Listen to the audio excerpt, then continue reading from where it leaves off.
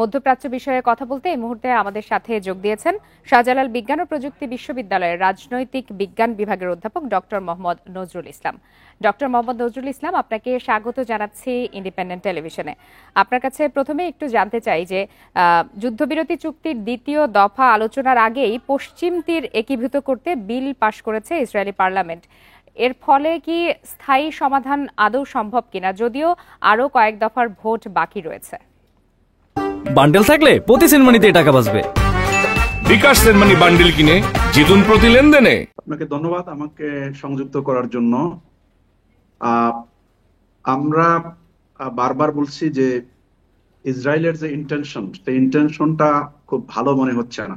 যদিও এই মুহূর্তে গণহত্যা আপাতত স্থগিত রয়েছে, মানবতা বিরোধী অপরাধ স্থগিত রয়েছে, কিন্তু ইসরায়েল মনে হচ্ছে যে প্রতারণামূলক ভাবে তাদের যে হিডেন এজেন্ডা সেটা বাস্তবায়ন করার চেষ্টা করছে।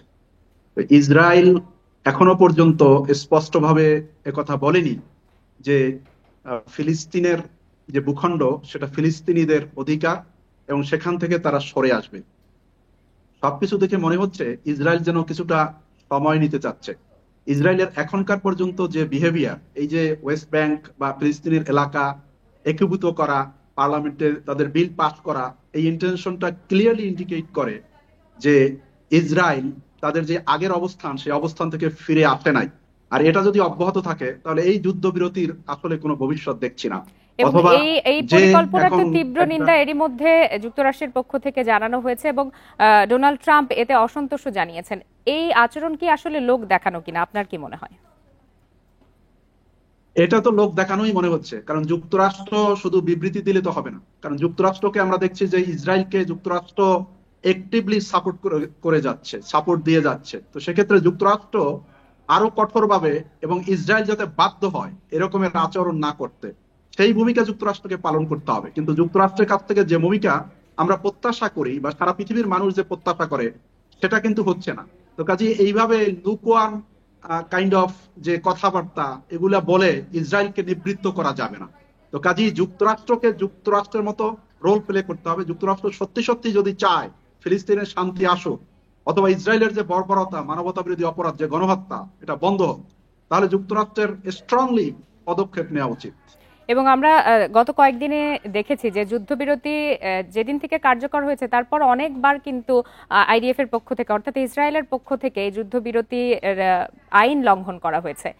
এরপরেও এখন পর্যন্ত জোরালো কোনো পদক্ষেপ কোনো পক্ষ থেকে জানানো হয়নি। এই বিষয়টিকে আপনি কিভাবে দেখছেন? এই জন্যই তো আমরা বলছি যে যুক্তরাষ্ট্র সহ যারা এই যুদ্ধবিরতি করার জন্য বা এই পর্যায়ে নিয়ে আসার জন্য ভূমিকা রেখেছেন, তাদেরকে ওই গোড়ায় হাত দিতে হবে। এবং যেটা আমরা বারবার বলেছি যে স্বাধীন ফিলিস্তিন রাষ্ট্র প্রতিষ্ঠা করা, পূর্ব জেরুজালেমকে রাজধানী করে ফিলিস্তিন রাষ্ট্র প্রতিষ্ঠা করা, এবং যতক্ষণ পর্যন্ত ফিলিস্তিন রাষ্ট্র প্রতিষ্ঠিত না হবে ততক্ষণ পর্যন্ত এই যুদ্ধবিরতি এটা যতই হোক না কেন এটা একটা সাময়িক জাস্ট একটা রেমেডি হতে পারে।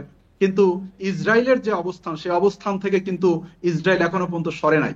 যতক্ষণ পর্যন্ত স্পষ্টভাবে যুক্তরাষ্ট্র এই ফিলিস্তিন রাষ্ট্র প্রতিষ্ঠার ব্যাপারে উদ্যোগ ভূমিকা পালন না করবে এবং ইসরায়েলকে রাজি করাতে সক্ষম না হবে, ততক্ষণ পর্যন্ত মনে হয় না যে এই যে অবস্থাটা আছে অবস্থার কোনো পরিবর্তন হবে।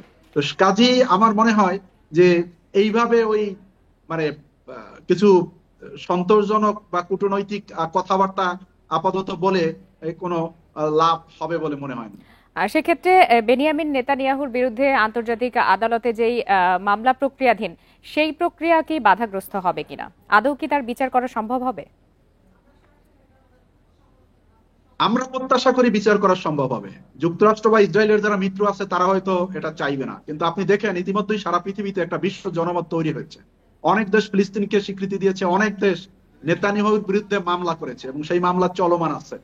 এবং এই যে মানবতা বিরোধী অপরাধ এবং গণহত্যা করেছে, যদি যুদ্ধবিরতি হয়, এমনকি প্যালেস্টাইন স্বাধীন রাষ্ট্র হিসেবে প্যালেস্টাইন প্রতিষ্ঠিত হয়, তারপরও এই অপরাধের বিচার হওয়া উচিত, যাতে এরকমের অপরাধ আর কেউ করতে না পারে। কাজে এটা ন্যায় বিচারের দায়বদ্ধতা থেকে এই অপরাধের বিচার হওয়া উচিত। এবং আমার মনে হয় যে বিশ্ব জনমত সেই দিকেই আছে। এবং এমনকি মার্কিন যুক্তরাষ্ট্রের যে জনমত জরিপ, সেখানে দেখা গেছে যে মার্কিন যুক্তরাষ্ট্রের মানুষও চায় যে এই অপরাধের বিচার হোক এবং স্বাধীন ফিলিস্তিন রাষ্ট্র প্রতিষ্ঠা হোক এবং যুক্তরাষ্ট্র ফিলিস্তিনকে স্বাধীন ফিলিস্তিন রাষ্ট্র হিসাবে স্বীকৃতি দিক। ডক্টর নজরুল ইসলাম, আরেকটি বিষয় আপনার কাছে জানতে চাই। দীর্ঘদিন পরে সৌদি যুবরাজ কিন্তু যুক্তরাষ্ট্রে সফরে যাচ্ছেন আসন্ন নভেম্বরে। সেক্ষেত্রে মধ্যপ্রাচ্য ইস্যুতে তথা ফিলিস্তিন ইস্যুতে কোনো ধরনের জোরালো বিবৃতি বা কোনো ধরনের সিদ্ধান্ত এই সফর থেকে আসতে পারে কিনা, আপনি কি মনে করেন? এটা কিভাবে নেগোসিয়েশনটা করবে যুক্তরাষ্ট্রের সাথে সৌদি আরব, তার উপরে ডিপেন্ড করবে। বিশেষ করে আমরা জানি যে যুক্তরাষ্ট্রের সাথে সৌদি আরবের বরাবরই একটি ভালো সম্পর্ক রয়েছে, উষ্ণ সম্পর্ক রয়েছে, এবং এক্ষেত্রে সৌদি আরব এই উষ্ণ সম্পর্ককে কাজে লাগিয়ে, যেহেতু বিষয়টা হচ্ছে ন্যায় বিচারের বিষয়, বিষয়টা হচ্ছে একটা রাষ্ট্রের স্বাধীনতা সার্বভৌমত্বের বিষয়, এবং তারা লড়াই করছে তাদের নিজেদের ভূমির জন্য। আর ইসরায়েল একটা সন্ত্রাসী রাষ্ট্র, এবং তারা সন্ত্রাস করে ফিলিস্তিনের মানুষকে তারা হত্যা করেছে, তারা যুদ্ধ অপরাধ করেছে। তো কাজেই এখান থেকে আমরা মনে করি যে সৌদি আরবের উচিত ফিলিস্তিনের পক্ষে সক্রিয়ভাবে দাঁড়ানো এবং যুক্তরাষ্ট্রকে রাজি করা, এবং সৌদি আরব যদি গুরুত্বপূর্ণ ভূমিকা পালন করে এবং পালন করা উচিত, তাহলে আমার মনে হয় এক্ষেত্রে যুক্তরাষ্ট্র অনেকটা রাজি হতে সক্ষম হবে। জি, ডক্টর মোহাম্মদ নজরুল ইসলাম, আপনাকে অসংখ্য ধন্যবাদ আমাদেরকে সময় দেওয়ার জন্য।